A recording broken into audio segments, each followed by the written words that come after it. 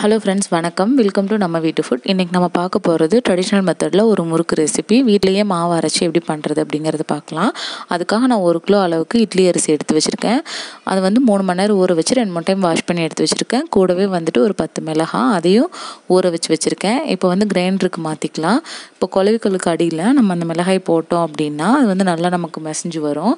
கூடவே வந்துட்டு கொஞ்சமாக தண்ணி உப்பு சேர்த்து ஒரு நிமிஷம் நல்லா சுத்த விட்டுட்டு அதுக்கப்புறமா நம்ம எடுத்து வச்சுருக்க இட்லி அரிசியையும் சேர்த்து போட்டு நல்லா வலுவலுன்னு அரைச்சி எடுத்துக்கலாம். இப்போ வந்துட்டு இந்த பக்கம் அரிசி ஆடிட்டுருக்கட்டும். இதுக்கு தேவையான பொட்டுக்கடல மாவும் கடல மாவும் வந்துட்டு நம்ம இங்கிட்ட ரெடி பண்ணிக்கலாம். இப்போ 1 கிலோ இட்லி அரிசிக்கு ஒரு 150 கிராம் அளவுக்கு பொட்டுக்கடலை மாவு, 150 கிராம் அளவுக்கு கடலை மாவு எல்லாத்தையும் எடுத்து நல்லா சலிச்சு எடுத்துக்கலாம். இப்போ இது வந்துட்டு பாதியாக நம்ம பிரித்து வச்சுக்கலாம். பிரித்து வச்சுட்டு நம்ம ஏன்னா மாவு பிணையும் போது நமக்கு தேவைங்கிறப்ப இந்த கடலை மாவு பொட்டுக்கடலை மிக்ஸ் வந்து நம்ம அது கூட சேர்த்து பிணைஞ்சிக்கலாம். அதுக்காக தான். இப்போ வந்துட்டு அடுத்ததாக நம்ம 1 ஸ்பூன் அளவுக்கு ஓமம், 2 ஸ்பூன் அளவுக்கு எள் எடுத்துக்கலாம். இதை வந்து நல்லா தண்ணியில் கழுவி எடுத்தோம்னா அதில் இருக்கிற கல்லெல்லாம் வந்து அரைச்சி எடுத்துடலாம். அதுக்காக கழுவியாச்சு.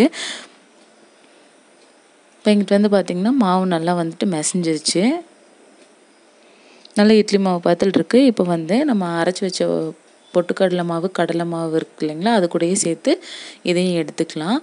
இப்போ மாவுக்கு தேவையான அளவு உப்பு நம்ம ஆட்டும்போது ஃபஸ்ட்டே வந்து போட்டிருக்குறோம். தேவை அப்படின்னா மாவு பிணையும் போது நம்ம கூடவே வந்துட்டு சேர்த்துக்கலாம்.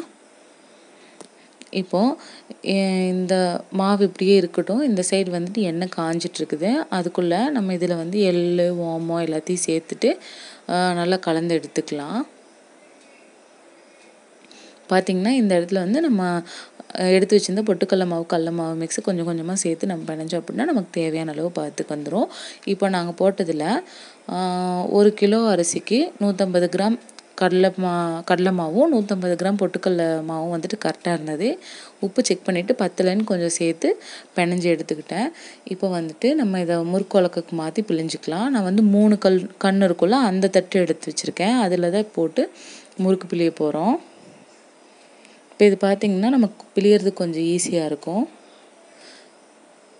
பாருங்கள், போட்டு நல்லா நம்ம மேலே மூடி போட்டு மூடினோன்னே கீழே பார்த்திங்கன்னா அந்த மாவு வந்து லைட்டாக வெளியே வர ஆரம்பிக்குது. அப்படி இருக்கிறது வந்து கரெக்டான பதம். நமக்கு மாவு வந்து பிரிஞ்சு வராது. இப்போ அவ்வளோதான். கொஞ்சம் கொஞ்சமாக வந்துட்டு முறுக்கு சுற்றி நம்ம எடுத்துக்கலாம். இந்த பக்கம் எண்ணெய் காஞ்சிருச்சு. நம்ம சுற்றி வச்சுருந்த முறுக்கெல்லாம் போட்டு பொரிச்சு எடுத்துக்கலாம். இந்த லாக்டவுன் சமயத்தில் நம்ம ஈஸியாக வீட்லேயே வந்துட்டு மாவு அரைச்சி இந்த மாதிரி செய்யலாம். ரொம்ப டேஸ்ட்டாக இருக்கும். நீங்களும் ஒரு தடவை உங்கள் வீட்டில் இது மாதிரி ட்ரை பண்ணி பாருங்கள். இது எப்பவும் போல் தான். அடுப்பு வந்து நல்லா ஸ்பீடாக வச்சு நல்லா எண்ணெய் காஞ்சதுக்கப்புறமா மீடியம் ஃப்ளேமில் மாற்றிக்கணும்.